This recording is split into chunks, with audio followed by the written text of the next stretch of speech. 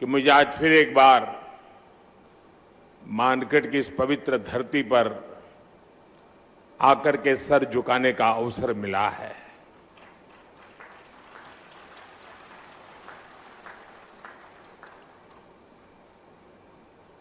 मुख्यमंत्री के नाते अशोक जी और हम साथ साथ काम करते रहे और अशोक जी हमारी जो मुख्यमंत्रियों की जमात थी उसमें सबसे सीनियर थे, सबसे सीनियर मुख्यमंत्रियों में है।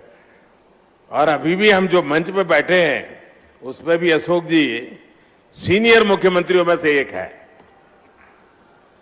तो उनका यहां आना, इस कार्यक्रम में उपस्थित रहना, साथियों, आजादी के अमृत महोत्सव में हम सभी का मानगढ़ धाम आना, ये हम सबके लिए प्रेरक है, हमारे लिए सुखद है।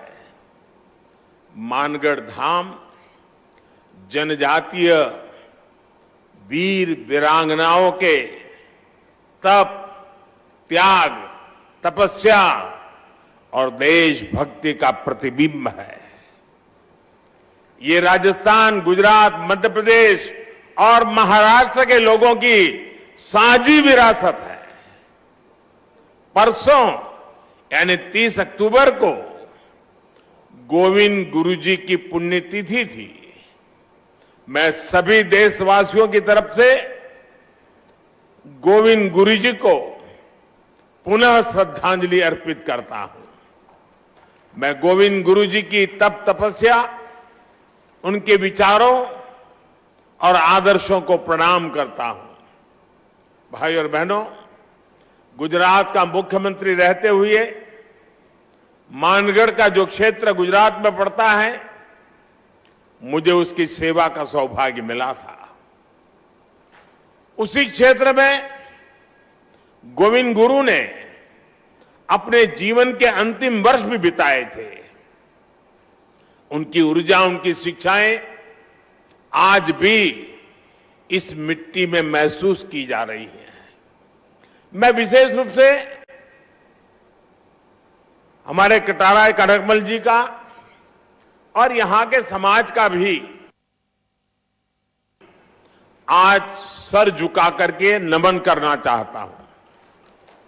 जब मैं पहले आता था, एक पूरा वीरान क्षेत्र था और मैंने आग्रह किया था वन महोत्सव के द्वारा। आज मुझे इतना संतोष हुआ, चारों तरफ मुझे हरियाली नजर आ रही है। आपने पूरे श्रद्धाभाव से वन विकास के लिए जो काम किया है, इस क्षेत्र को जिस प्रकार से हरा भरा बना दिया है, मैं इसके लिए यहां के सभी साथियों का हृदय से आज मैं अभिनंदन करता हूं।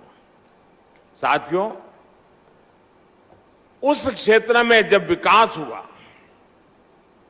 जब सड़कें बनी, तो वहां के लोगों का जीवन तो बेहतर हुआ ही, गोविंद गुरु की शिक्षाओं का भी विस्तार हुआ। साथियों, गोविंद गुरु जैसे महान स्वतंत्रता सेनानी भारत की परंपराओं के, भारत के आदर्शों के प्रतिनिधि थे। वो किसी रियासत के राजा नहीं थे, लेकिन फिर भी वो लाखों लाखों आदिवासियों के नायक थे।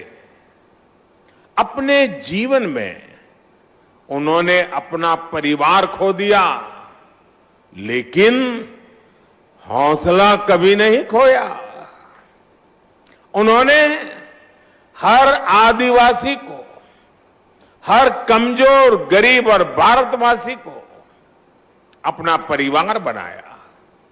गोविंद गुरु ने अगर आदिवासी समाज के शोषण के खिलाफ अंग्रेजी हुकूमत से संघर्ष का बिगुल फूंका, तो साथ ही अपने समाज की बुराइयों के खिलाफ भी उन्होंने लड़ाई लड़ी थी।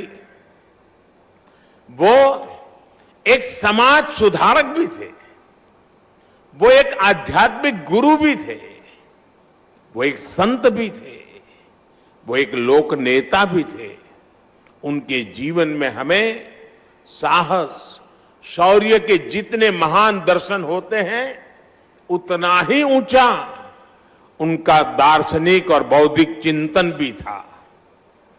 गोविंद गुरु का वो चिंतन, वो बोध आज भी उनकी धुनी के रूप में मानगढ़ धाम में अखंड रूप से प्रदीप्त हो रहा है। और उनकी संप सभा, देखिए शब्द भी कितना मार्मिक है। संप सभा, समाज के हर तबके में संप भाव पैदा हो, इसलिए उन्होंने संप सभा के आदर्श आज भी एकजुटता, प्रेम और भाईचारा की प्रेरणा दे रहे हैं।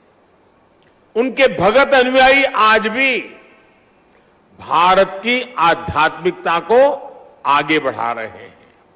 साथियों, 17 नवंबर 1913 को मानगढ़ में जो नरसंहार हुआ, वो अंग्रेजी हुकूमत की क्रूरता की पराकाष्ठा थी। एक और आजादी में निष्ठा रखने वाले भोले भाले आदिवासी भाई बहन, तो दूसरी ओर दुनिया को गुलाम बनाने की सोच मानगढ़ की इस पहाड़ी पर